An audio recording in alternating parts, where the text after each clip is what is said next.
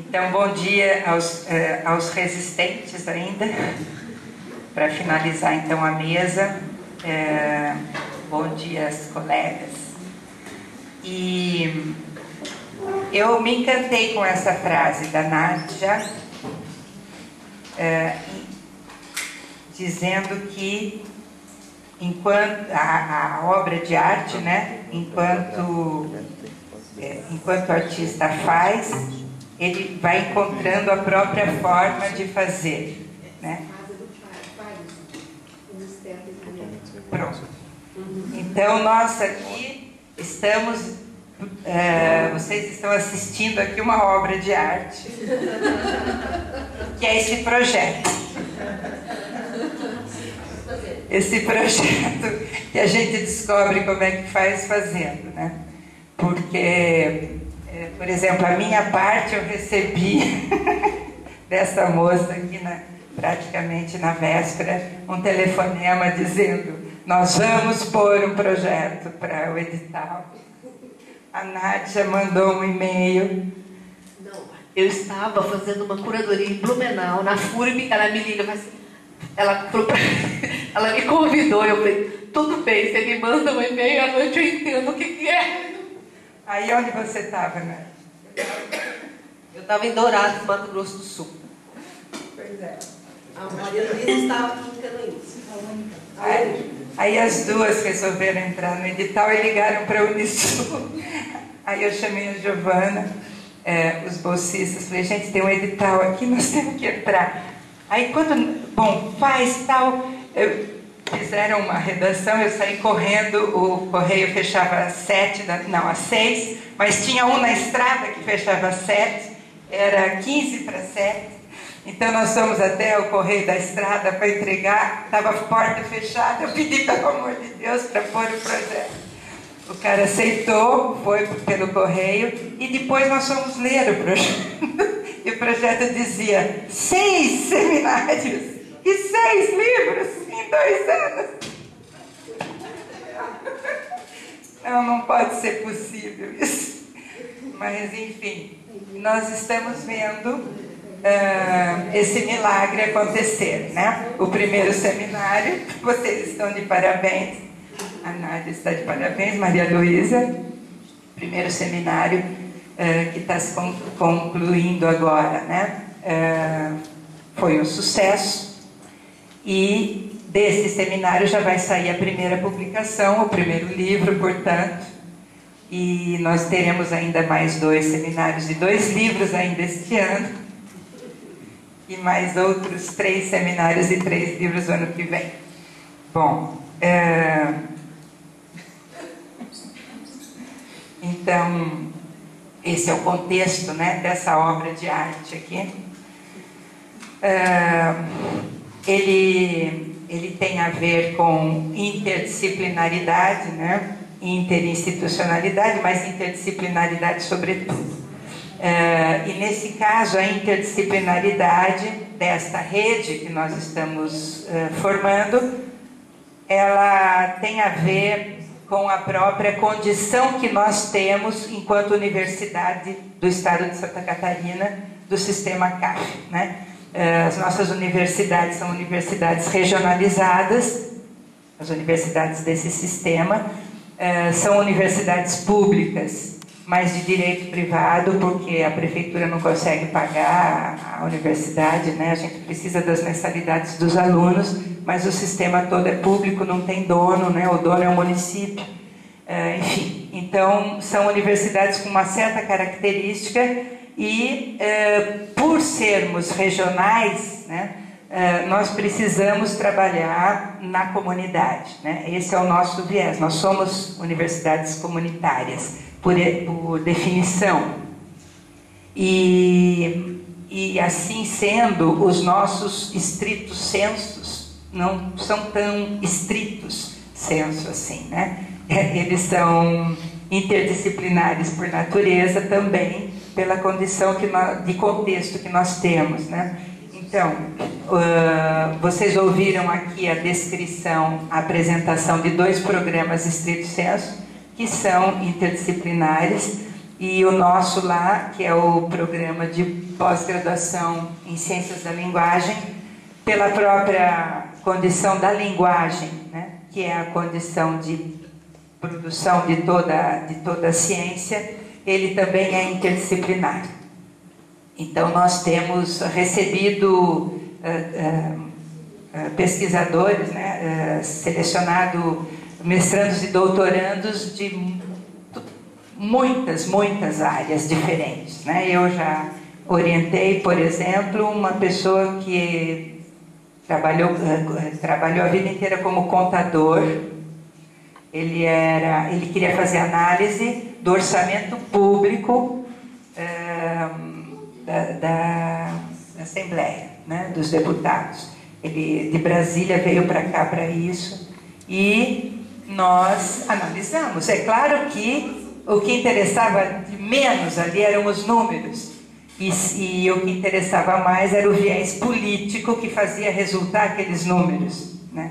Então a conta sempre fechava por uma determinação política e não por uma somatória de números.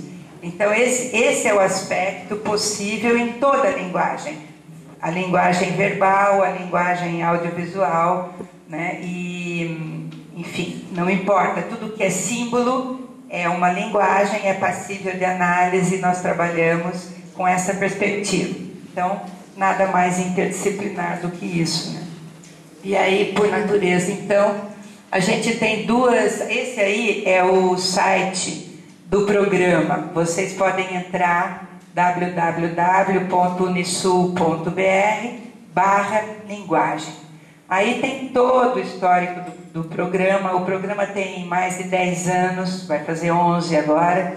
Na primeira metade ele era um programa apenas validado no Conselho Estadual de Educação, porque nós tínhamos essa prerrogativa no estado de Santa Catarina. E a partir de então a CAPES passou a reger os programas de estrito senso com mais exclusividade. Então nós passamos para a recomendação da CAPES já há uns 5 anos. Hoje nós temos mais de 200, eu tenho a impressão que 220 dissertações defendidas, todas publicadas nesse portal, versão completa. Tá? Então, ali onde está escrito dissertação, dá uma andadinha para baixo, ali, dissertações, nós temos todas as dissertações. Inclusive a da secretária que aqui estava ontem de Campo Limpo, se eu não me engano, a Marília, Campo Alegre. A Marília foi nossa mestranda, né? Então, a gente, enfim, a da Nádia está lá também, e de tantos outros, né? São mais de 200, vocês podem consultar. A gente trabalha em 2 linhas de pesquisa. Uma é texto e discurso, análise do discurso, e a outra, estudos culturais. Então, hoje, ouvindo a Sandra, é Sandra, né?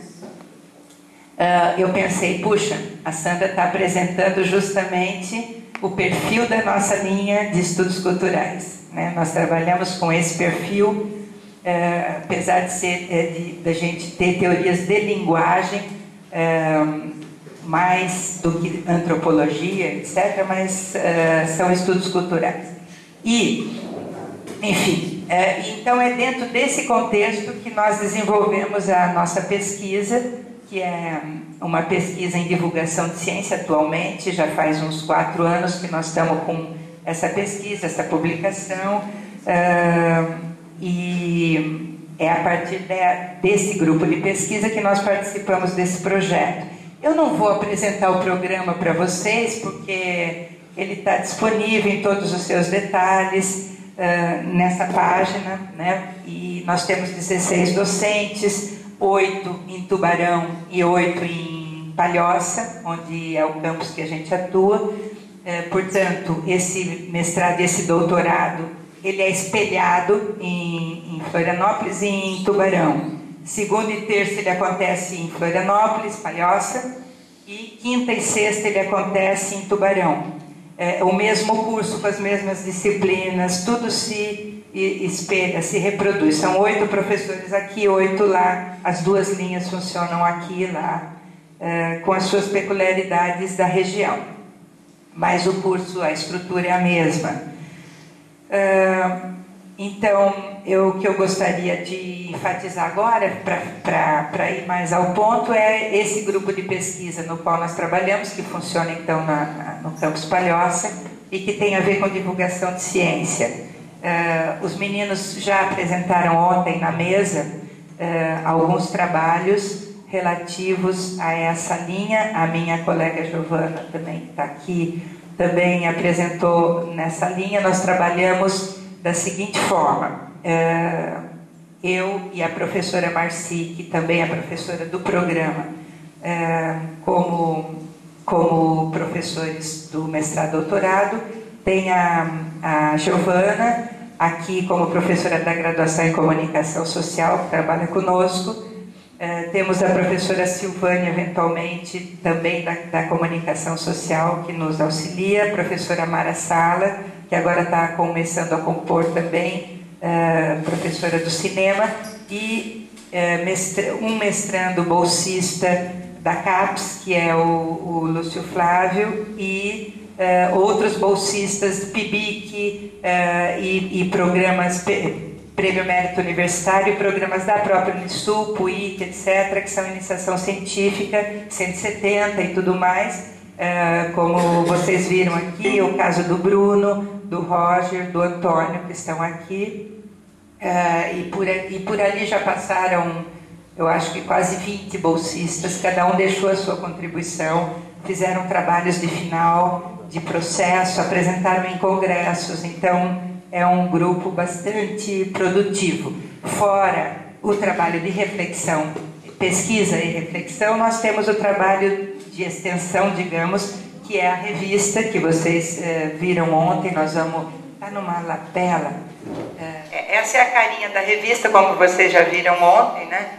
Tem tanto a parte de ciência e hoje a parte de cultura, que é o feito à mão, também compõe a revista. Bom, então há uma relação entre essas duas perspectivas, a da ciência e a da cultura, e o nosso foco com essa pesquisa é o seguinte: nós quisemos trabalhar uma perspectiva de ciência enquanto um processo e não a ciência como ela é produzida nos meios de massa, de comunicação de massa, enquanto notícia, enquanto produto, né, acabado. A gente queria mostrar que a ciência ela é composta de erros muito mais do que de acertos, né, e que ela é um processo e que ela se estrutura a partir de hipóteses, e essas hipóteses podem ou não se confirmar,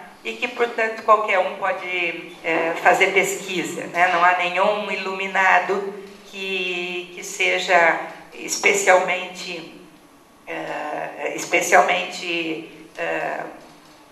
capaz de fazer pesquisa, né? Todos somos, porque nós fazemos a atitude de pesquisa, a gente tem na nossa vida cotidiana, né? A gente só não formaliza enquanto pesquisa, mas quando a gente está diante de algo que a gente não compreende, a primeira coisa que a gente faz é formular uma hipótese. Eu acho que é isso. E aí, isso, assim, aproximando aquela novidade com tudo que a gente tem na memória, né? E aí a gente vai checar se aquela hipótese é válida ou não. Às vezes a gente acerta, às vezes a gente erra. Quando a gente erra, a gente, então, formula uma nova hipótese, até que a gente acerta uma, né? E aí produz uma conclusão sobre aquela coisa que não se tinha ainda um sentido, né? Um sentido mais positivo. Muito